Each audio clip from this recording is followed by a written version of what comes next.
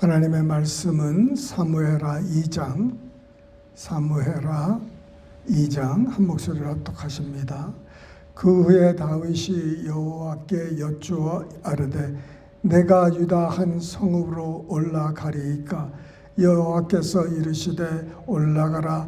다윗이 아뢰되 어디로 가리이까? 이르시되 헤브론으로 갈지니라. 다윗이 그의 두 아내 이스라엘 여인 아히노암과 갈멜 사람 나발의 아내였던 아비가일을 데리고 그리로 올라갈 때에 또 자기가 함께한 추종자들과 그들의 가족들을 다윗이 다 데리고 올라가서 헤브론 각 성읍에 살게 하니라. 유다 사람들이 와서 거기서 다윗에게 기름을 부어 유다 족속의 왕으로 삼았더라. 어떤 사람이 다윗에게 말하여 이르되 사울을 장사한 사람은 길르앗 야베스 사람들이니라 하매 다윗이 길르앗 야베스 사람들에게 전령들을 보내 그들에게 이르되 너희가 너희 주 사울에게 이처럼 은혜를 베풀어 그를 장사하였은즉 여호와께 복을 받을지어다. 너희가 이 일을 하였으니 이제 여호와께서 은혜와 진리로 너희에게 베푸시기를 원하고 나도 이 선한 일을 너희에게 갚으리니 이제 너희가 손을 강하게 하고 담대히 할지어다. 너희 주 사울이 죽었고 또 유다 족속이 내게 기름을 부어 그들의 왕으로 삼았음이니라 하니라. 사울의 군사령관 넬의 아들 아브넬이 이미 사울의 아들 이스보셋을 데리고 마하나임으로 건너가 길리앗과 아술과 이스라엘과 에브라임과 베냐민과 온 이스라엘의 왕으로 삼았더라. 사울의 아들 이스보셋이 이스라엘 왕이 될 때에 나이가 40세이며 2해 동안 왕위에 있으니라. 유다 족속은 다윗을 따르니 다윗이 헤브론으로서 유다 족속의 왕이 된 날수는 7년 6개월이었더라. 넬의 아들 아브넬과 사울의 아들 이스보셋의 신복들은 마하나임에서 나와 기브온에 이르고 수르야의 아들 요압과 다윗의 신복들도 나와 기브온 목가에서 그들을 만나 함께 앉으니 이는 못 이쪽이요 그는 못 저쪽이라. 아브넬이 요압에게 이르되 원하건대 청년들에게 일어나서 우리 앞에서 겨루게 하자. 요압이 이르되 일어나게 하자 하매 그들이 일어나 그 수대로 나아가니 베냐민과 사울의 아들 이스보셋의 편에 12명이요 다윗의 신복 중에 12명이라. 각기 상대방의 머리를 잡고 칼로 상대방의 옆구리를 찌르매 일제히 쓰러진지라. 그러므로 그곳을 헷갓 핫수림이라 일컬었으며 기브온에 있더라. 그날의 싸움이 심히 맹렬하더니 아브넬과 이스라엘 사람들이 다윗의 신복들의 앞에서 패하니라. 그곳에 수르야의 세 아들 요압과 아비새와 아사헬이 있었는데 아사헬의 발은 들 노루같이 빠르더라. 아사헬이 아브넬을 쫓아 달려가되 좌우로 치우치지 않고 아브넬의 뒤를 쫓으니 아브넬이 뒤를 돌아보며 이르되 아사헬아 너냐? 대답하되 나로다. 아브넬이 그에게 이르되 너는 왼쪽으로나 오른쪽으로나 가서 청년 하나를 붙잡아 그의 군복을 빼앗으라 하되 아사헬이 그렇게 하기를 원하지 아니하고 그의 뒤를 쫓음에 아브넬이 다시 아사헬에게 이르되 너는 나 쫓기를 그치라. 내가 너를 쳐서 땅에 엎드려지게 할 까닭이 무엇이냐? 그렇게 하면 내가 어떻게 내 형 요압을 대면하겠느냐 하되 그가 물러가기를 거절하며 아브넬이 창 뒤 끝으로 그의 배를 찌르니 창이 그의 등을 꿰뚫고 나간지라. 곧 그곳에 엎드러져 죽음에 아사헬이 엎드러져 죽은 곳에 이르는 자마다 머물러 섰더라. 요압과 아비새가 아비넬의 뒤를 쫓아 기브온 거친 땅에 길가 기야 맞은편 암몬산에 이를 때 해가 졌고 베냐민 족속은 함께 모여 아브넬을 따라 한 무리를 이루고 작은 산 꼭대기에 섰더라. 아브넬이 요압에게 외쳐 이르되 칼이 영원히 사람을 상하겠느냐? 마침내 참혹한 일이 생길 줄을 알지 못하느냐? 내가 언제 무리에게 그의 형제 쫓기를 그치라 명령하겠느냐? 요압이 이르되 하나님이 살아계심을 두고 맹세하노니 내가 말하지 아니하였다면 무리가 아침에 각각 다 돌아갔을 것이요 그의 형제를 쫓지 아니하였으리라 하고 요압이 나팔을 불매 온 무리가 머물러 서고 다시는 이스라엘을 쫓아가지 아니하고 다시는 싸우지도 아니하니라. 아브넬과 그의 부하들이 밤새도록 걸어서 아라바를 지나 요단을 건너 비도론 온 땅을 지나 마하나임에 이르니라. 요압이 아브넬 쫓기를 그치고 돌아와 무리를 다 모으니 다윗의 신복 중에 19명과 아사헬이 없어졌으나 다윗의 신복들이 베냐민과 아브넬에게 속한 자들을 쳐서 360명을 죽였더라. 무리가 아사헬을 들어 올려 베들레헴에 있는 그의 조상 묘에 장사하고 요압과 그의 부하들이 밤새도록 걸어서 헤브론에 이를 때에 날이 밝았더라. 아멘.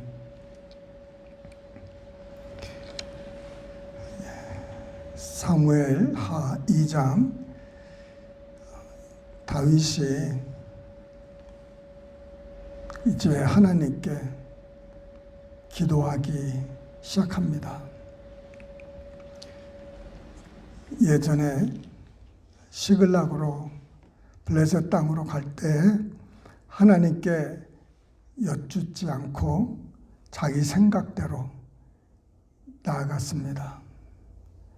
그럴 때 정말 오랜 기간 동안에 거짓된 삶, 또 사람들을 무고히 죽여야 될 수밖에 없는, 또 거짓말을 했어야 하는 삶을 살았습니다. 그 모든 일이 하나님께 여쭙지 않았던 것이었죠. 정말 그 비싼 삶과 돈을 들여서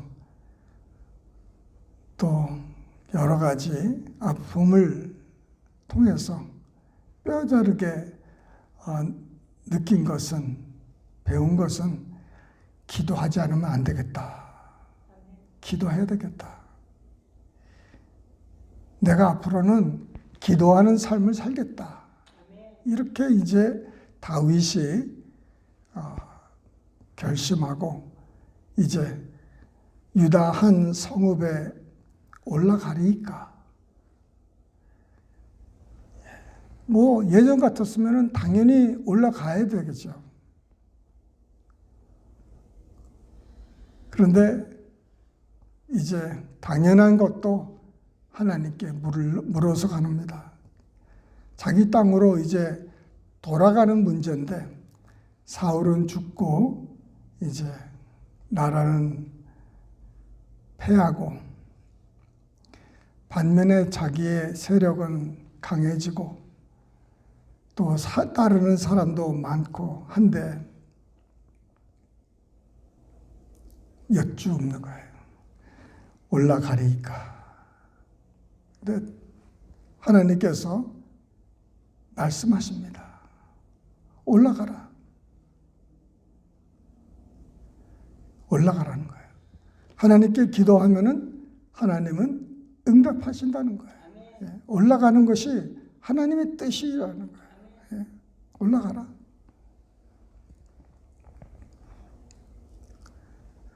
그럼 됐지 않습니까? 유다 아무 땅에 성읍에 가서 거할 수 있잖아요. 자기가 마음대로 고를 수 있는 그런 이제 기회가 왔는데도 또 묻습니다. 어디로 가리까?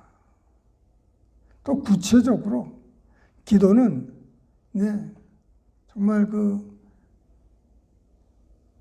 통상적으로 제너럴하게 기도할 수 있어요. 하나님 복 주시옵소서. 복 준다. 근데 무슨 복을 달라 하지는 않아요. 기도를 할 때는 좀 더 구체적으로 할 필요가 있습니다. 어떻게 합니까? 어디로 갑니까? 더 구체적으로. 그 말씀 또 하십니다. 헤브론으로 갈지어다. 처음부터 기도할 때 하나님 어느 유다 성읍으로 가기를 원하십니까? 이렇게 얘기하면은 그냥 헤브론으로 가라는 답이 바로 왔는데 그냥 하나님이 또 나에게 대답하실 수 있을까? 나의 기도를 응답하실까? 하는 그런 염려도 있었을 거예요. 참 내가 기도 안 하고 이렇게 살다가 이제 하나님께 묻는데 조금 염치도 있고 부끄러움도 있고 다시 하나님과의 관계로 회복하려면은 참 여러 가지 걸리는 것이 많이 있는데 그걸 다 무릅쓰고 다시 처음부터 다져가기 시작하는 거죠. 그 헤브론이라는 곳이 그 히브리어 말로는 교제라는 것이죠. 교제. 하나님께서 이제 교제의 땅으로 가자는 거예요. 너와 나와의 교제. 이 교제가 중요한 거예요. 그 모든 사람들을 이제 다 끌고 이제 이끌고 가는데 뭐 한 2, 3천 명 되겠죠. 자기 군사들 600명과 그 딸린 식솔들. 그 유다 사람들이 다윗을 다시 기름을 부어 왕으로 삼습니다. 사무엘이 기름을 부었고 이 두 번째로 유다 사람들이 자기 왕으로 기름을 부는 거예요. 한 사람이 기름을 부었고 이제는 한 지파가 기름을 붓습니다. 이제 곧 나오지만은 이스라엘 전국에서 다윗을 또 왕으로 기름을 부어 3번 기름 부음을 받습니다. 네. 정말 그 하나님의 기름 부음이 우리 삶 속에도 넘쳐야 될 줄 믿습니다. 정말 하나님이 나를 기름을 부어서 하나님 나를 좀 써주십시오. 나라를 위해서, 민족을 위해서, 교회를 위해서, 우리 가족과 모든 사람을 위해서 기름을 부어달라고 이렇게 하나님께 기도하고 하나님께 구하면 하나님께서 성령의 기름을 부어주실 줄 믿습니다. 근데 유다 사람 중에서 어떤 사람이 다윗에게 와서 말합니다.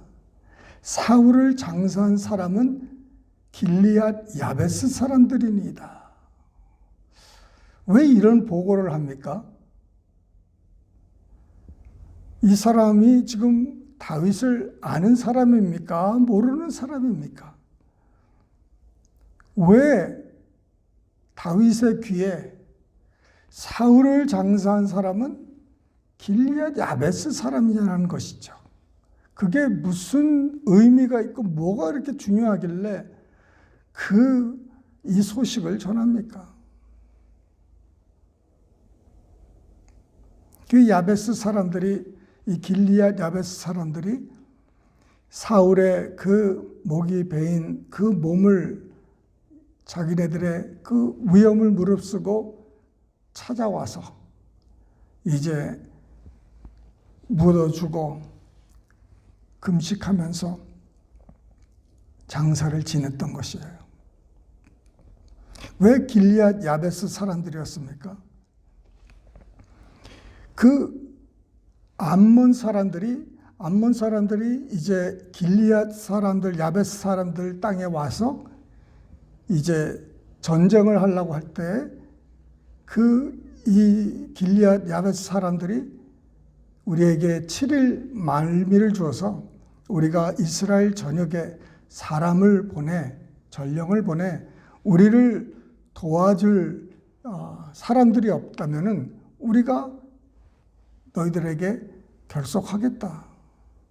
근데 이 암몬 사람들이 뭐라고 그랬냐면은 너희들의 오른쪽 눈을 다 빼버리겠다는 거예요. 눈 한쪽을 이제 강제로 실명당하게 됐는데 그 소식이 사울의 귀에 들어갔어요. 그래서 이 사울이 모든 그 이스라엘 사람들을 모아서 이 길리앗 야베스를 사람들을 구해줍니다. 그러니까 은혜를 갚은 거예요. 결국은 자기네들에게 자기들의 생명을 건져준 사울을 그냥 몰라라 하지 않고 은혜를 갚은 것입니다. 참 요 사람들 보면은 동물들도 보면은 은혜를 갚을 수 있는 그런 것도 볼 수 있었어요. 근데 이 사람이 사람에게 그 빛을 갚는 거예요. 몰라라 하지 않고 자기들에게 잘한 사람들, 고마웠던 사람들을 이렇게 갚았는데 왜 이 소식을 전하느냐 이거예요. 이 사람의 이 전하는 동기가 뭐냐는 거예요. 이 교회에서나 가정에서나 사회에서 이렇게 말이 이제 전파되는데 그 말로 인해서 대체로 두세 가지 반응이 나옵니다. 그냥 못 들은 척하는 사람이 있고 또 어떤 사람은 그 말을 가지고 더 확대해서 더 부풀려 가지고 말을 하는 거. 또 한 사람은 그 말들을 붙잡고 기도하고 참고 또 그 말이 사실인지 알고 이렇게 정황을 보는 사람들이 좀 있는데 이 사람의 말의 동기는 이제 사울 편에 섰던 이 사람들을 어떻게 처리할 것이냐 이거예요. 원수를 갚을 것인가.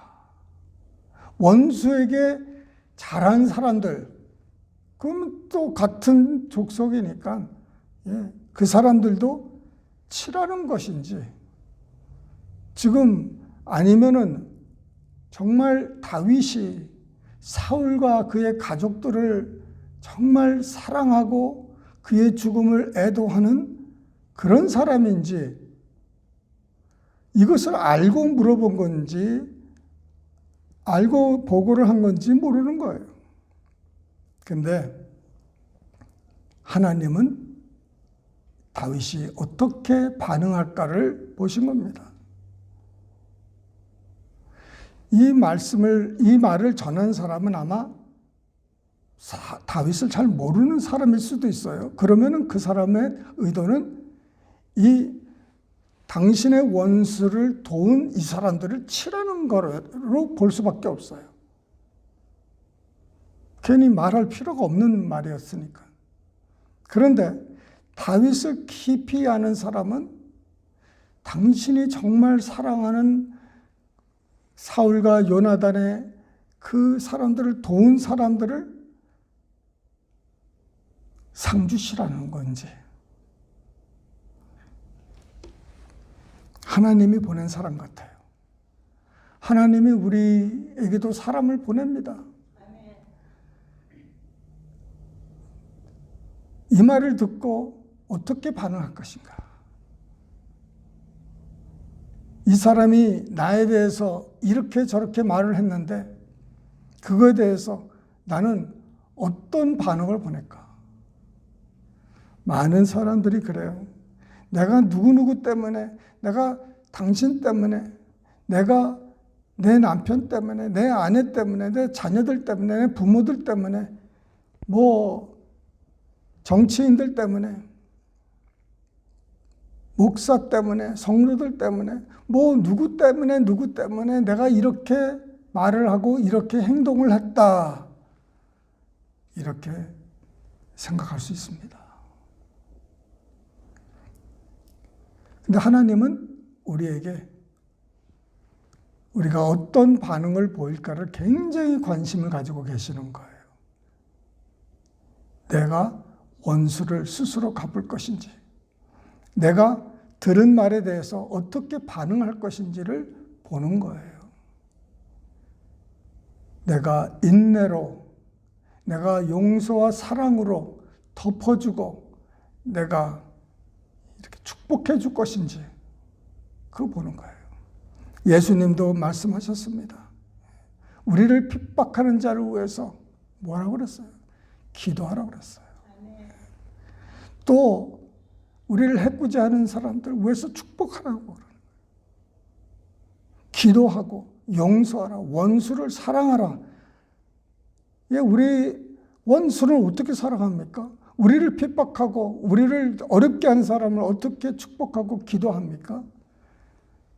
예, 하나님 방법대로, 하나님이 원하시는 대로 살라는 말씀이죠. 네, 하나님 원하는 대로. 내 육신대로가 아니라, 내 기분대로가 아니라 하나님이 원하시는 대로 살라는 거예요. 그렇게 반응하라는 거예요. 다윗은 그 테스트에 패스를 했습니다. 그래서 결국은 참 하나님이 하나님의 축복을 받을 수밖에 없는 사람으로 되는 거예요.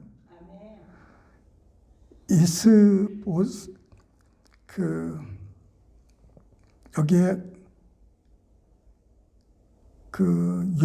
요압과 아브넬의 간에 싸움이 일어나는데 그 요압의 동생 아사헬의 얘기가 나옵니다. 이 사람은 발이 들노루같이 빠르다는 거예요.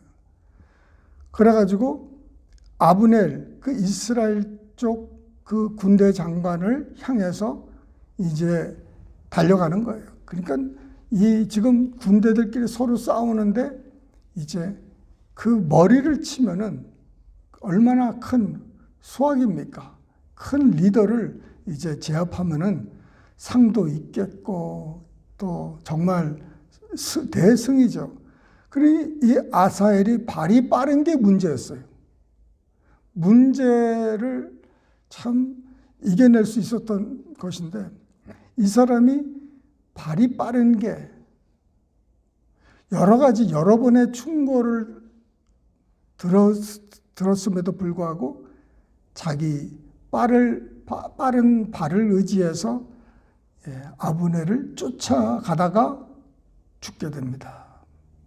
참 우리가 잘하는 것 때문에 우리에게 정말 능숙한 일 이런 것들 때문에 우리에게 어려움이 닥쳐올 수가 있다는 거예요. 사람들이 요새는요, 여러분들도 아시겠지만 클락스빌에 대형 자동차 사고가 얼마나 자주 일어나는지 모릅니다. 그냥 차가 뒤집어져요. 그 정도로 차 사고가 많이 이 클락스빌에 있는데 계속 사람들마다 말을 합니다. 왜 이런 사고가 자꾸 나느냐. 어떤 사람은 이 클락스빌에 사람들이 너무 많이 들어와서 이렇게 됐다. 어떤 사람들은 뭐 운전할 줄 모른다. 어떤 사람들은 이 가운데 한 줄, 그것 때문에 그런다. 뭐 이러쿵저러쿵 말이 많습니다. 그런데 제 생각에는 제 생각에는 그래요.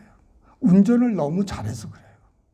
사람들마다 운전을 너무 잘하니까 자기가 잘하는 게 있으니까 그거를 믿다가 이 전화기를 보고 텍스트를 하고 막 그러는 거예요. 여러분은 안 그러죠? 젊은 사람들은 운전하면서 전화가 오고 문자가 오면은 그거를 확인하다가 내가 뭐 얼마나 운전 잘하는데 그리고 잠깐 보다가 실수를 하게 되는 거예요. 우리 아들도 제가 예를 들어서 운전하다가 뭐 전화를 누가 오고 그러면 이렇게 보면은 막 뭐라고 그래요. 그런데 자기도 이렇게 운전을 하다가 앞에 차가 쓴 걸 모르고 뒤를 받아버렸어요. 왜 그랬습니까? 운전을 너무 잘하니까. 남한테는 하지 말라고 그러지만 자기는 하다가 설마 했는데 그 설마가 사고를 냈어요. 너무 우리가 잘하는 것도 참 그렇습니다. 항상 조심스럽게 아는 것도 모르는 것처럼 있어도 없는 것처럼 이렇게 겸손한 삶을 사는 우리 모두 되시기를 주님의 이름으로 축원합니다. 기도하십니다. 사랑이 많으신 하나님 아버지, 아버지 마지막 때에 저희들을 사용하여 주시고 아버지 하나님 정말 우리의 반응이 주님 항상 올바르게 하게 하옵시고 하나님께 늘 여쭙고 아뢰고 하나님과 교제하면서 나아가는 우리 되게 하여 주시옵소서. 감사하며 예수님의 이름으로 기도드리옵나이다. 아멘.